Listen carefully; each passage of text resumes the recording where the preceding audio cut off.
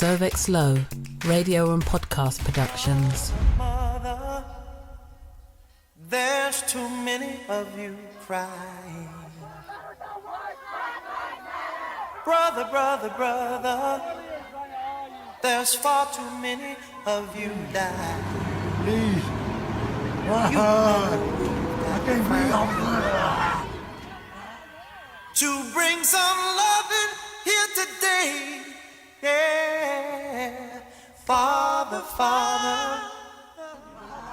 Prosecutors say Officer Derek Chauvin had his knee on George Floyd's neck for 8 minutes and 46 seconds, including 2 minutes and 53 seconds after Floyd had become unresponsive. You know we've got to find a way to bring some loving here today. Oh, picket lines. In this two-part Stories podcast, we discuss the murder of George Floyd and the rise of a worldwide movement fighting for civil rights, justice and equality. I bring together two guests who are separated by over 5,000 miles and the Atlantic Ocean. Right on, baby. Actor, author, cultural architect Charles Reece joins me from Los Angeles. Historically, I came up during the 60s. Martin Luther King was coming along. We had the I Have a Dream speech. We had the Civil Rights Act, Voting Act, which allowed people to begin to vote. We came into the 70s. We had Nixon. We had Watergate. We had all these other things. Then we kept on going. We've had Rodney King. It's just been so many things over and over again. And I guess with history continues to repeat itself until we actually learn the lesson. From London, corporate events specialist, business consultant, and former journalist and TV film exec, Helen Mitchell. It doesn't surprise me that we haven't moved very forward because I'm still living with the unfairness of being black. And it doesn't actually matter of your success or your perceived success. You are always still black.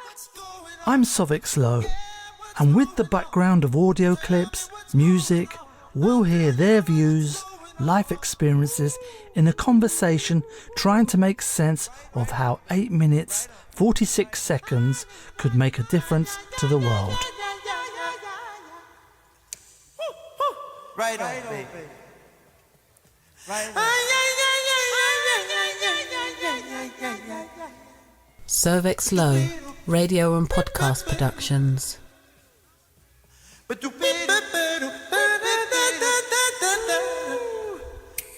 Right on, baby. Come on. Right. In the background we have Marvin Gaye's iconic song from 1971, What's Going On? I asked both Charles and Helen, were they disappointed that after 49 years of the release of that track, that civil rights were still being fought for today? Disappointing. That's a very interesting word to me. I'm personally not disappointed. I'm dissatisfied. I might be disgruntled. And yes, I'm angry. I'm displeased. But as a black man who has grown up in America, my mother has always made me aware that I'm a black child. And she always reminded me of how I had to go and be in this world, which simply means that she was always concerned about my well-being just as a black male child. We're not going to deal with all the other titles that goes with that. But just from my time growing up in DC, I kind of sort of knew that there was injustice in the world. I knew that there was racism in the world. And I knew that it was my job how to handle it, get through it, so I wouldn't be disappointed by it. But racism became very slick. That might not be the best word. That's what I'm going to use today, where identifying it became very tricky. We might have been used to seeing the KKK, which is the Ku Klux Klan, in white armor, but now they're in business suits and they're walking around and you can't identify who and what they are. historically, I came up during the 60s. Martin Luther King was coming along. We had the I Have a Dream speech. We had the Civil Rights Act, Voting Act, which allowed people to begin to vote. Together at the table of brotherhood. I have a dream that one day, even the state of Mississippi, a state sweltering with the heat of injustice, sweltering with the heat of oppression, will be transformed into an oasis of freedom and justice. I have a dream that my 4 little children, we who believe in freedom cannot rest. They will not be judged by the color of their skin. We who believe in freedom cannot rest until it comes.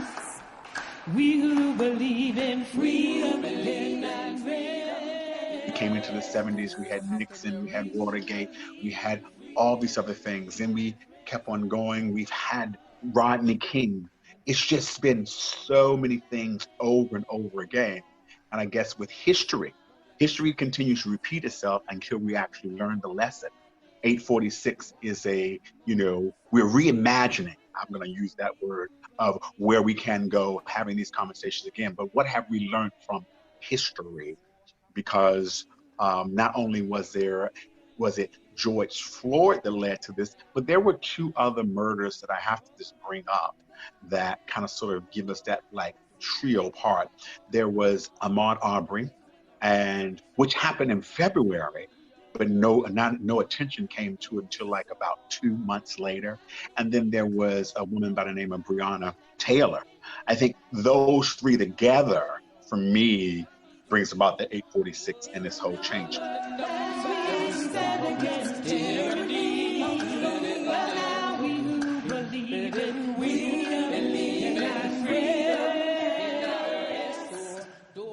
I don't know if I'm disappointed. I think I'm not surprised that we are where we are. I don't think I'm surprised. I grew up, and much like Charles, I don't actually remember my parents talking about white, black, or anything like that as I was growing up. But I was very aware of being black. I was very aware of the fact that things were different between white people and black people. I didn't choose to deal with that in the rebellion side, like I don't want anything to do with white people. I have friends from all different communities, ethnicities, cultures, religion, everything, and I always have done when I was in school. You know, people say, oh, here comes Helen with her All Nations posse. And I thought at that time was a good thing, and I must have been about 12 years of age. I do know that I've only thought about being a woman much later on. I was always considering being black. The woman only came about once I started working. Up until that point, I was just black. And when you're hearing about feminism and what that's gone throughout the years, and then you think about the civil rights movement and what's happened with that, there's not really that much change in any of it, and definitely not for a black woman. I grew up on knowing, my parents grew up with coming over here and hearing no blacks, because they're from Jamaica, no blacks, no Irish, and no dogs. That was commonplace. It was said, we're British. But I have never actually thought of myself as being British. I'm always thinking myself as being English, but I was born in England, so I'm English. And why can't I call myself English? So it doesn't surprise me that we haven't moved very forward, because I'm still living with the unfairness of being black. And it doesn't actually matter of your success or your perceived success, you are always still black. And it's whether we choose, and I've always chosen to do this, but I think I do it more so now, it's whether you choose to walk your blackness tall, or whether you make yourself invisible for other people to be comfortable. And I choose to walk my blackness tall. I walk my confidence tall. I walk my womanhood tall. My value, self-worth, everything is walked tall. Southern trees bear strange fruit, blood on the leaves and blood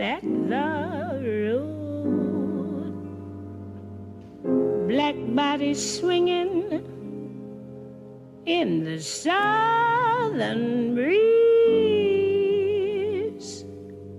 Strange fruit hanging from the poplar tree. I have to start at the very top and say it's 8 minutes and 46 seconds. And I always have to say that because Dave Chappelle just did he just dropped something on Netflix called 846. If you haven't seen it, go check it out. What their favorite comedian thinks after they saw a police officer kneel on a man's neck for 8 minutes and 46 seconds. I can't get that number out of my head because it was my time of birth on my birth certificate. I was born at 8:46 in the morning, and they killed this nigga in 8 minutes and 46 seconds. I watch everything everybody says. I think Candace Owens try to convince white America. Don't worry about it. He's a criminal anyway. Smell of burning flesh. Well, that I'm here in America on May the 25th, 8:46 became the time frame that the policeman stood on the neck of George Floyd in Minneapolis, Minnesota. And it was a video that was not only shown in the United States, but it was shown all around the world. It is probably, it has become the most noted type of police brutality. And basically, it was a modern day lynching. If people don't know what lynching is, I'm going to simply say Google. You'll find that out very easily.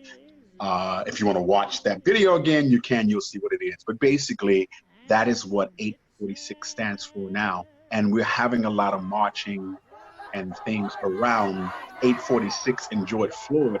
But more importantly, I think the world has been allowed to see is just one of many types of police brutality that has been going on in the United States, and I'm quite sure there have been other places, but it kind of sort of really highlighted a time where we need to stop it, and at the same time, it has brought about the level of racial injustice and racial inequality that exists in the world, not just through the police violence, but just whole systemic racism as a whole.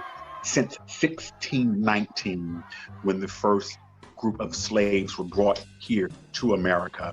We're celebrating 401 years this year, and on May the 24th, 2020, we've got to see a modern day lynching that lasted for 8 minutes and 46 seconds. For me, 8:46 is, following on from what Charles said, it's absolutely painful. But what, for me now, 8:46 means a rebirth of the fight. That's what it stands for. It's a rebirth of the fight. It's a rebirth of the fight collectively, Black community coming together, and also humanity coming together. It's a rebirth of justice. It's a rebirth of fairness and equality. And this is what I'm hoping 8:46, this man, and he's one of many, as Charles has said, he's one of many, this will be the catalyst that will break the system as it stands now, for us to be able to move forward and rebirth justice and fairness. That ain't right. 1960 what? 1960 who? 1960 what? 1960 who? 19. Hey, the Motor City is burning, y'all. That ain't right. There was a man, voice of a My hopes, and we've spoken about this a little bit, is to impact people's lives globally. That's what I want to do, and I want to be a part of, and that's my journey. From 8:46, I want to be able to impact people's lives globally. My hope would be that, again, this 8:46 moment, we take it and we're able to come up with a series or plural proactive solutions and support the young people that are out there doing what they're doing. My final hope in it all is that our ancestors who came before us, those who are marching beside us, and those who are yet to be born can have a much better situation than we have today. Good, bad, or indifferent. Hey, the Motor City is burning, y'all. Ooh, Motor City is burning, y'all. Great God Almighty, the Motor City is burning. Ooh, it's burning.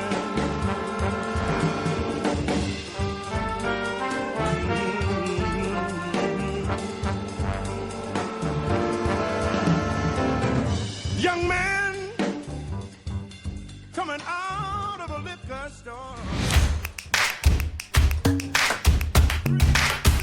Soveks Lo, radio and podcast productions.